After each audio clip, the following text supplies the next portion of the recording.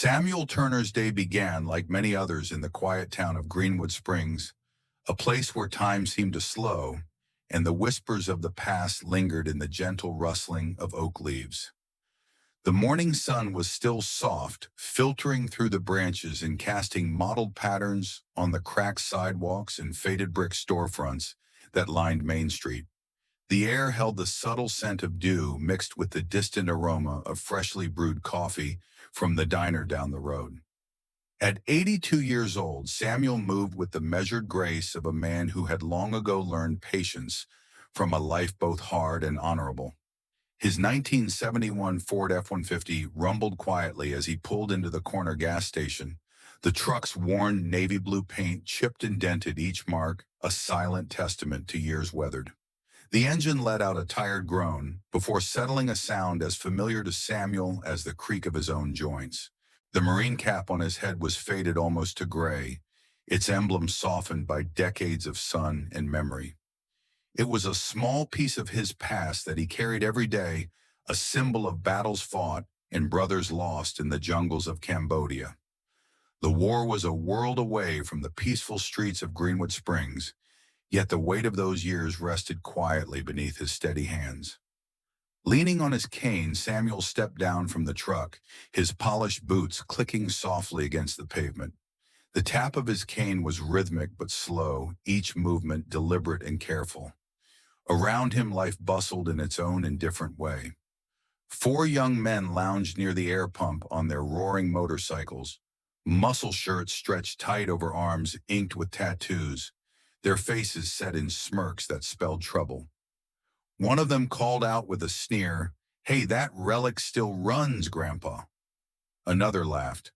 "Looks like he's still stuck in Nam with that hat." The words were sharp and loud, designed to cut through the morning calm, but Samuel didn't flinch. He remembered the crack of gunfire, the whispered orders, the lives he'd carried on his back while bullets tore through the air. These boys didn't know sacrifice. They didn't know honor. Then came the shove, a sudden harsh push that sent him sprawling onto the sun-warmed pavement. Pain flared in his hip, sharp and unforgiving, but his breath stayed steady. He lay there a moment, eyes closing against the bright blue sky, the hum of life passing around him unnoticed. Slowly he pulled himself up, fingers trembling slightly, but resolve unwavering. Each movement was a quiet act of defiance, a reminder that though the years had worn his body, his spirit remained intact. Inside the convenience store, the cashier barely looked up as Samuel paid for a bottle of water and a small pack of cigarettes, her voice monotone, as she muttered, "Have a good day." Outside, the motorcycles revved again, their riders' laughter punctuating the morning air. Samuel returned to his truck, the worn leather seat greeting him like an old friend.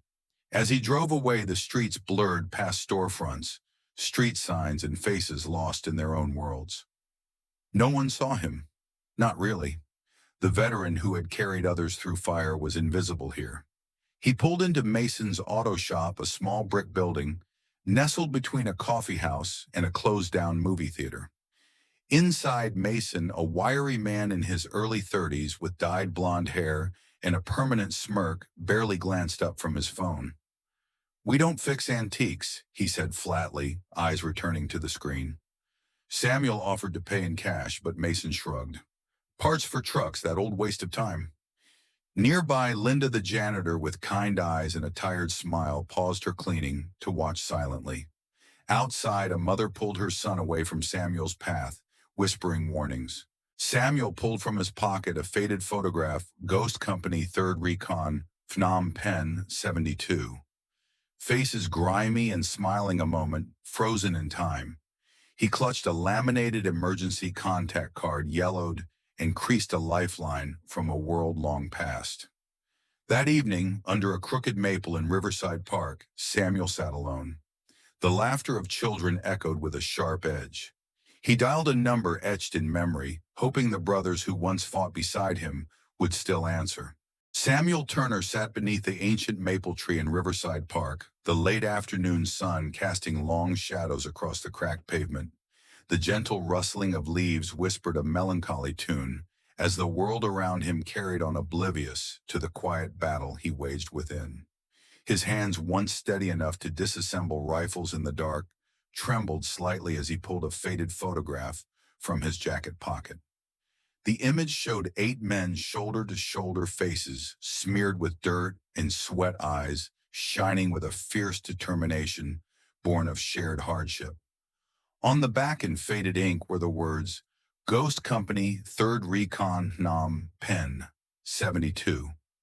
The picture was a fragment of a past that refused to fade a tether to comrades who had fought and some who never returned.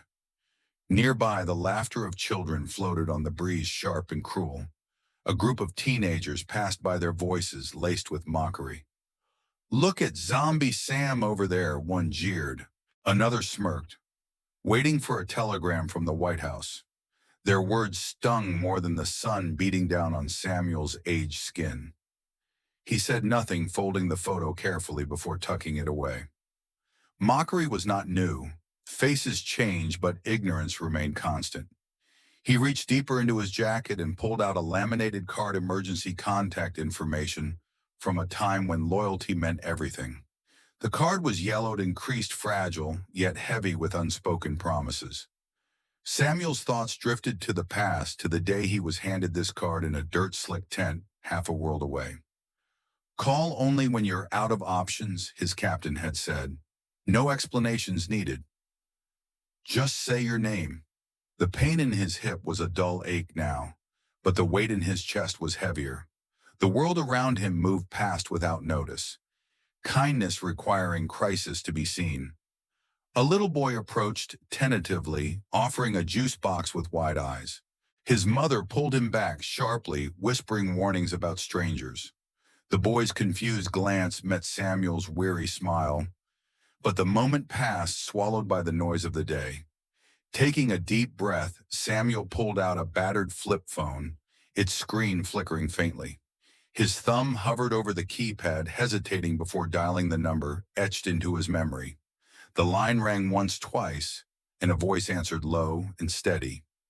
"Unit FE 392, secure line. Verify." Samuel's voice steadied. "Staff Sergeant Samuel Turner. Call sign Hawk 7. Operation Eclipse 1972. The pause was thick, then the calm response, "Standby. Help is coming."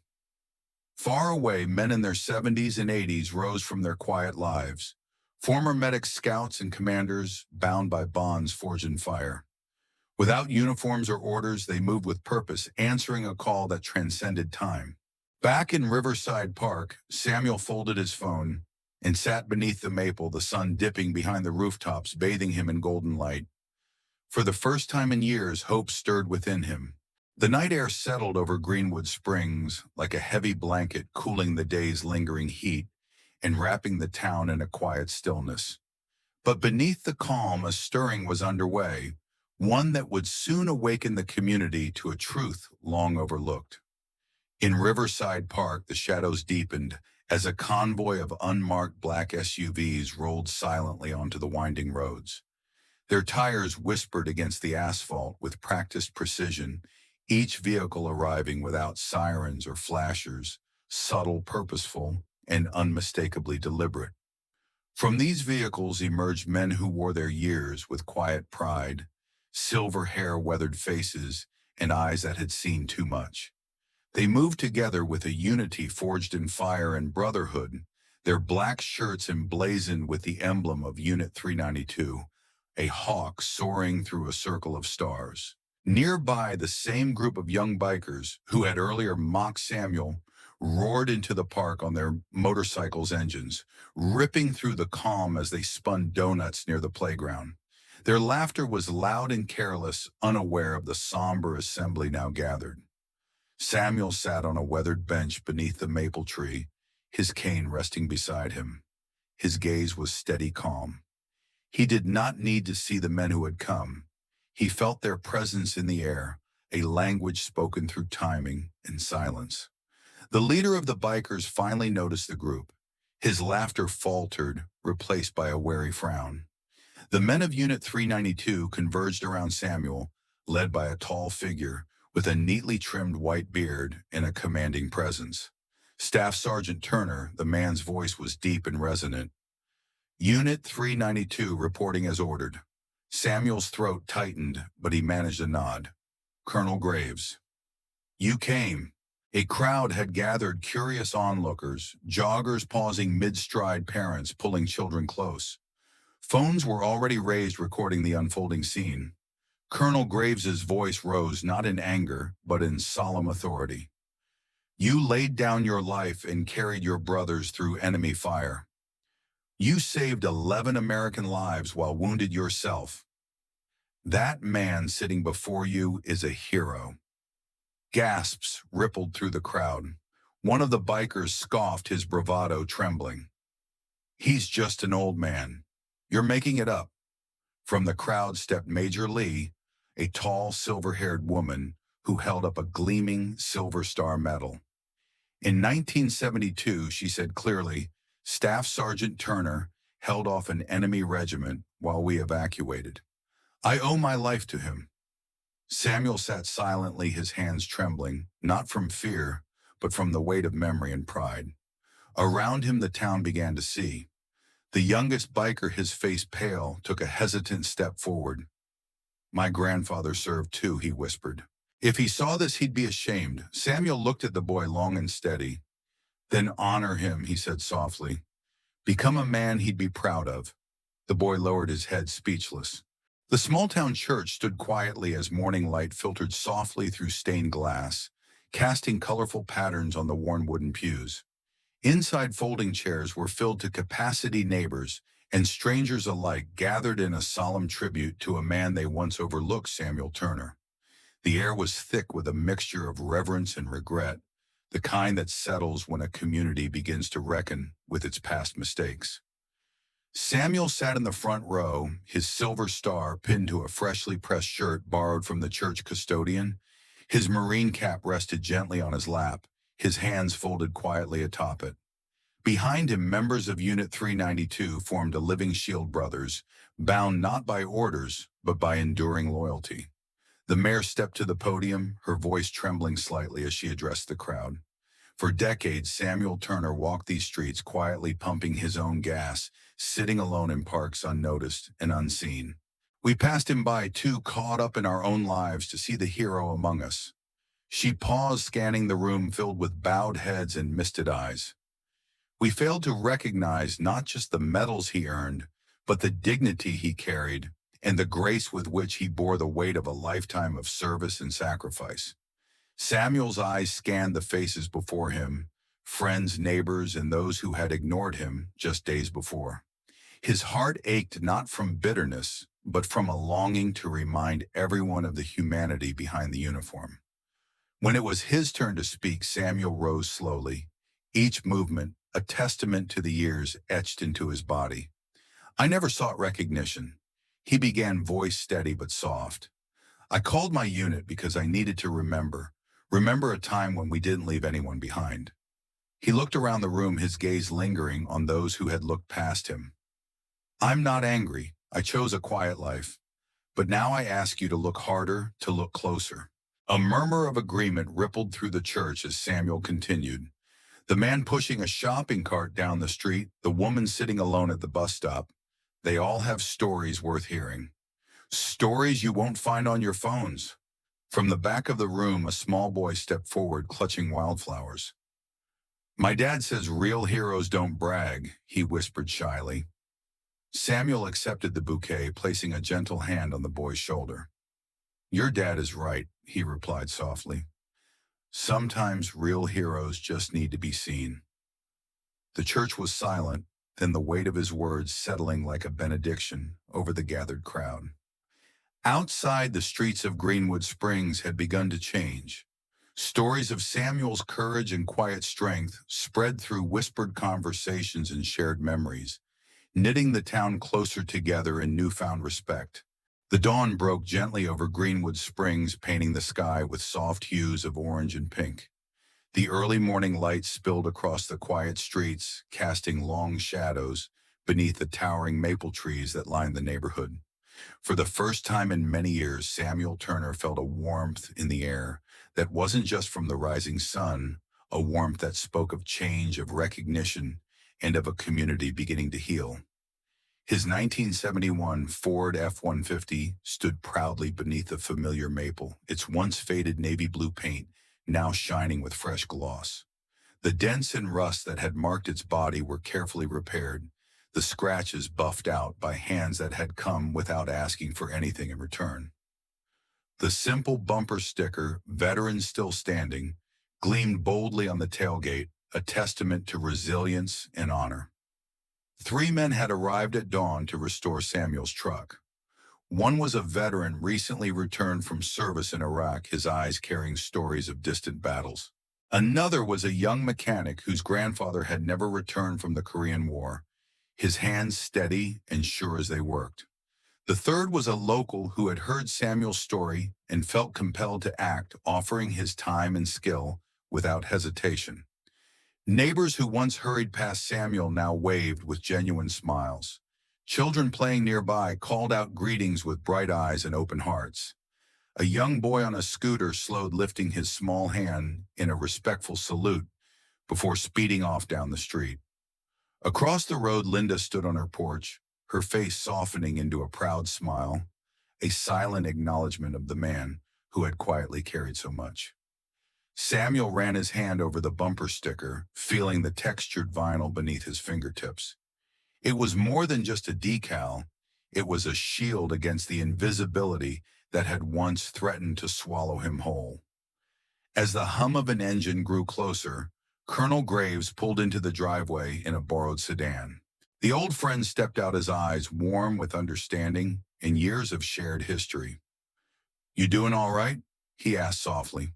Samuel looked up to the sky, watching clouds roll lazily, like the dense canopies of jungles long past. "I think so," he replied, a hint of a smile breaking through the lines of age and hardship. "Sometimes it takes falling to be seen." Graves smiled gently, the sound rich with shared experience. "You never really fell, brother. You stood taller than most men ever will. We just forgot to look up." They stood together beneath the maple's shade, the dappled sunlight filtering through leaves like a blessing. Two soldiers far from their war, yet forever shaped by it. The neighborhood stirred awake, alive with stories of courage and quiet strength. Samuel Turner's legacy was no longer hidden in shadows, but shining brightly as a beacon of dignity and resilience. The morning air was crisp as the men of Unit 392 gathered quietly along the tree-lined streets of Greenwood Springs. Their steps were measured and unhurried, the rhythm of veterans who had marched together through dense jungles, now walking side by side through familiar but changed neighborhoods. Faces lined with age and stories bore the marks of time, but their spirits remained steadfast, united by bonds forged in the crucible of war. Samuel Turner moved among them with a quiet dignity, his cane tapping softly against the pavement. Though the years had weathered his body, the strength in his eyes spoke of an unbroken spirit. Around him stood medics who had saved lives under fire sharpshooters, who had held their ground in impossible circumstances and communications, specialists who had kept lines open when silence meant death. Their presence was both a tribute and a promise, a living testament to loyalty and brotherhood that transcended time. Passers-by paused to watch the procession, some offering nods of respect, others lowering their voices in quiet reverence. Beneath the familiar maple tree in Riverside Park, memories surfaced like the scent of rain-soaked earth. The faint drone of helicopter blades, the crackle of radios, and the muted whispers of strategy echoed softly in their minds. For a moment, the war returned, not as a nightmare, but as a bond that had never truly broken. Samuel turned to Colonel Graves, his old commander, whose steady gaze seemed to bridge past and present. "We've carried these memories for a lifetime," Graves said quietly. "Now it's time to share them." Nods passed through the group. Their stories, once confined to quiet talks in dim rooms, were ready to emerge, to teach, to heal, and to remind a new generation. Samuel looked around at his comrades and saw reflected in their eyes the same unspoken vow to honor the past by living fully in the present and carrying forward the lessons forged in fire. As Unit 392 prepared to return to their everyday lives, they embraced Samuel with a warmth that transcended words. Each hug and clasp of the shoulder was a salute to a brother who never sought recognition, but had earned it beyond measure. They parted with no goodbyes, only a silent understanding that their bond was unbroken and their legacy secure. The dawn broke slowly over Greenwood Springs, casting a soft golden light that shimmered through the leaves of the maple trees lining the quiet streets. For Samuel Turner, this morning felt different. It was more than just the rising sun. It was the dawning of a new chapter one, where invisibility was replaced with recognition, and silence gave way to a chorus of gratitude. His small house sat peacefully beneath the towering maple, its porch worn but sturdy, much like its occupant. Samuel stepped outside slowly, his cane tapping a steady rhythm against the cracked concrete steps. The fresh morning air carried the scent of blooming jasmine, mixed with the distant aroma of brewing coffee from the local diner, simple comforts grounding him in the present, yet filled with echoes of a past long carried in his heart. The Ford F-150, once faded and battered, now gleamed proudly in the sunlight. The navy blue paint shone with a renewed luster, the dents carefully smoothed out by hands that had come not for payment, but for respect. The bumper sticker on the tailgate, "Veteran Still Standing," caught the light bold and unyielding. Neighbors began to stir. Mrs. Collins from next door stepped onto her porch, a soft smile brightening her weathered face. Across the street, children played tag in the yard of the old Jenkins house, their laughter light and carefree. A young boy no older than 8 rode his scooter down the sidewalk and paused abruptly, raising his small hand in a crisp, respectful salute toward Samuel before speeding off. Linda, the janitor, who had watched silently from her window for so long now, stood outside, her eyes glistening with pride and something deeper, a shared understanding of the battles Samuel had fought, both visible and unseen. As the hum of an engine announced a visitor, Samuel turned his gaze toward the driveway. Colonel Graves pulled up in a borrowed sedan, stepping out with the ease of old camaraderie. "How are you feeling today?" he asked gently. Samuel looked upward, his eyes tracing the rolling clouds above, moving slowly like memories drifting across a vast sky. "Better than I have in years," he replied, a faint smile tugging at the corners of his mouth. "Sometimes it takes falling to be truly seen." Graves chuckled softly, the sound rich with the weight of shared history. "You never fell, brother. You stood taller than most men ever will. We just forgot to look up." They stood side by side beneath the sprawling branches of the maple, the dappled sunlight weaving through the leaves like a gentle blessing. For a moment the world was quiet except for the soft rustle of leaves and the distant call of a morning bird. Two soldiers at peace, forever shaped by the wars they survived. But the town was waking, and with it, a newfound appreciation. Conversations that had once skirted past Samuel's name now lingered, stories of his quiet heroism spreading through cafes and community centers. Plans were forming for a small memorial in Riverside Park, where the maple stood as a living witness to history. Local schools began inviting veterans to share their experiences, eager to connect younger generations with lessons of courage and sacrifice. Samuel's story was no longer confined to whispered recollections, but was blossoming into a legacy, a thread woven deeply into Greenwood Springs' fabric. As the morning sun climbed higher, casting a warm glow over the streets and faces of the town, Samuel Turner felt a peace long sought and finally found. The battles had not all been on distant soil. Some were fought in the hearts of those who walked past without seeing. But now those battles had shifted, transformed into a beacon of hope and remembrance. He reached into his pocket, pulling out the worn photograph of his platoon once more. The faces, though faded, shone with the light of survival and brotherhood. Tracing each one gently, Samuel folded the photo carefully and tucked it back close to his heart, a sacred reminder of the past and a promise to the future. In that golden morning, with the town behind him, and the vast sky above Samuel Turner was no longer invisible. He stood as a symbol not just of survival, but of honor, dignity, and the enduring strength of the human spirit.